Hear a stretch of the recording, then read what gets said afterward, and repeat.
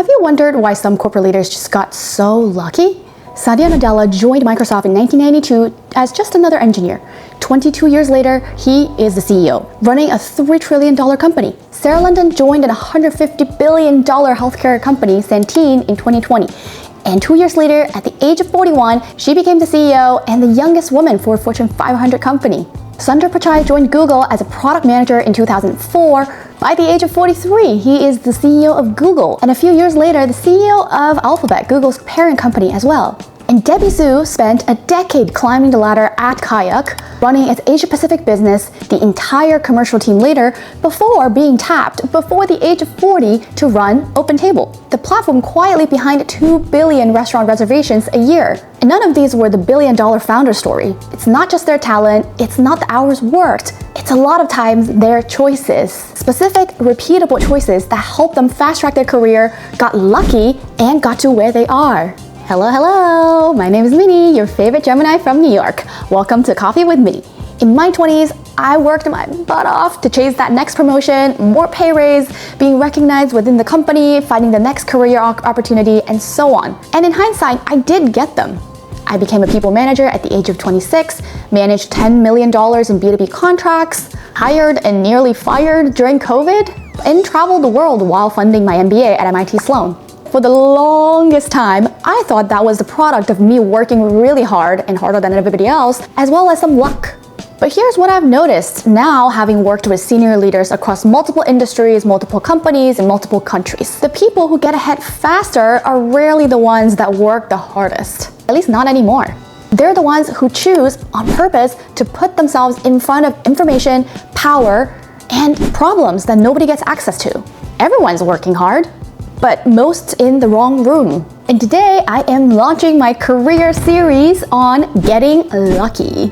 And this series is about how people in their 20s and 30s get ahead as an operator. Yes, you heard it right. You don't need investment banking or consulting or becoming a lawyer or doctor to have an excellent career and live the life you want. And the answer is not working harder than everybody else, but choosing smarter.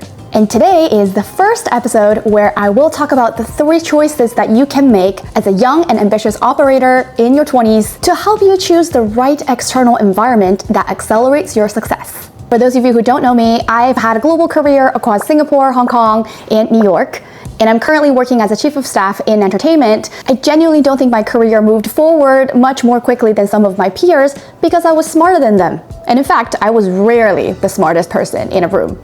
And if you haven't heard this before, if you're the smartest person in the room, you are in the wrong room. But I think a key reason of why I was able to do what I did was that I accidentally experimented this playbook that I'm about to share with you in this series years before I know what I was doing. And let's actually break it down to see what it means.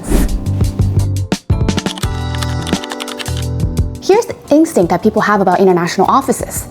It's a nice to have, it's a resume line, but nobody really thought of it as something that really propels your career forward. And I tell you, that is completely untrue in my experience. When I chose to start my career in Singapore, I instantly became the most bicultural and bilingual asset on the team, who not only was a great fit to service a global clientele, but also understands New York, which was so important to the company's DNA. And then when I moved to Hong Kong to carry a revenue target, I was able to cover many more industries, many more different types of clients than my peers in New York and London. I was able to gain C-suite exposure, both internally and externally, very quickly at a very, very young age. That was the result of a much smaller team as well as a hyper-growing market. Yes, we're talking about China before COVID. And truly, there is no way I would have become a people manager at the age of 26 if I started the same role in New York or London, which were our global and European headquarters. If my experience isn't enough to convince you, there are just so many more examples of leaders in tech, in finance, in many industries who have spent time abroad to really accelerate their career. Adam Mosseri, the head of Instagram, spent a decade climbing within Facebook before he got the job. Pretty straightforward internal mobility story so far, which we'll talk about in a little bit. But one thing that people don't talk enough about is that after a few years running Instagram, he and his family actually relocated to London to run the entire platform operations from there, and not Menlo Park. It is a completely different set of pressure, but also a complete set of asset that he is gaining in that short year. And I truly believe that for him to run the most used app on this planet out of an international market, forces him to understand that this is a global product, not just an American one with lots of international users on it. There is just so much you would see and learn and interact with and really first-hand experience when you're on the ground versus reading a market report thousands and thousands of miles away. Over 1/3 of world's top CEOs have studied abroad at some point, and among the youngest third of that group, it jumps to 40%. Probably as a product of globalization, this is not a pattern that you would see in the older generation of leaders. It is becoming more and more common among young leaders. And another really important side benefit of working internationally, even in your 20s, is the visibility. Because you're usually going to be in a smaller offices, smaller team if we're talking about working in global companies. You get to have a lot more ownership of the work. And as a result, you actually may have more visibilities in front of the most senior executives in your company who are based in the headquarters. And if you choose to, you can always move back to your home country with the company years later. And mind you, moving internationally is expensive, and it's amazing if the company can help you make that move. And if you choose not to, because you love where you are and want to stay in the long term, you may just continue to rise as a regional leader in that office very quickly before you know it. If you happen to be in one of those international cities around the world with low taxes like Singapore, Hong Kong, or Dubai, you're going to have a very easy life. Check out my previous video if you want to learn more. Now the second lever, which is actually the mirror image of the first. Let me explain. If international exposure teaches you how to operate, being in the headquarters and working in the headquarters teaches you something completely different. How decisions are made and how balance sheets are written. Not how to execute a plan that someone else built for you, but truly being in the forefront of it. Budget gets fought over at the HQ, strategy is set at the HQ, which market gets investments, and which ones get secretly deprioritized. In a room that you probably just didn't know existed yet in your early career. Here is what I noticed after moving into a headquarter role after my MBA. It changes what you see in a meeting completely. You start seeing how decisions are made. It's rarely about which idea had the most thorough backings in analysis and case studies and research. A lot of time it's about how the problem is framed, who builds the case, how it is presented and communicated. All in all, the timing and effective storytelling. It is as much of an art as science, and you have to be present and standing there to truly understand it. And you can also look at Mary Barra, the CEO of General Motors. She joined GM at the age of 18 as a co-op student. Crazy. She genuinely climbed the corporate ladder, went to get her MBA, which was sponsored by the company, and then came back on a string of rotations, one of which was the executive assistant to the CEO at the time, Jack Smith. And obviously it was a different time, different environment, different corporate America. But the story is that there are choices that you can make proactively within your role, within your company, that will help you propel your career and make you stand out. You have to find your own unique superpower, your strengths, and find the environment that will allow you to shine. 3 out of 4 Fortune 500 CEOs actually got promoted within the company. And if you start looking at the roles adjacent to CEO roles, including COO and other C-suite roles, that number becomes 80%. The people running the biggest companies in the world spent years looking at how capitals are allocated, how strategies are made, and how the HQ functions, years before they even had the title to execute anything. And truly being close to the inception of new ideas, new initiatives, new products, and just various different decisions really pushes you to think out of the box, offer value, have tough conversations, and fail. And yes, you heard me right. The opportunity to fail is actually one of the most underrated things that you can talk about in an operator career. And trust me, all of these things are way more important than your paycheck in the next year because they are the assets that are going to make you irreplaceable in the future. And yes, this may well sound like a lot of corporate jargon and things that you may no longer find true. But the reality is, companies are going to continue to exist, to grow, and new generations of companies continue to be founded, continue to grow, and unless you've made up your mind that you are going to join a startup or become a founder, which, trust me, is a whole challenging but rewarding journey of its own. And both of the levers that I've talked about so far is truly about information asymmetry.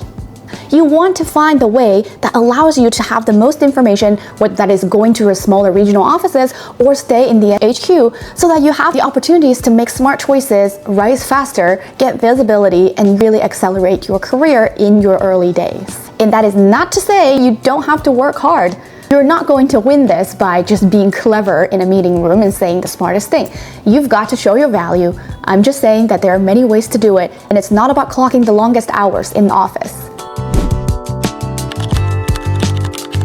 And now back to internal mobility, which we talked about earlier.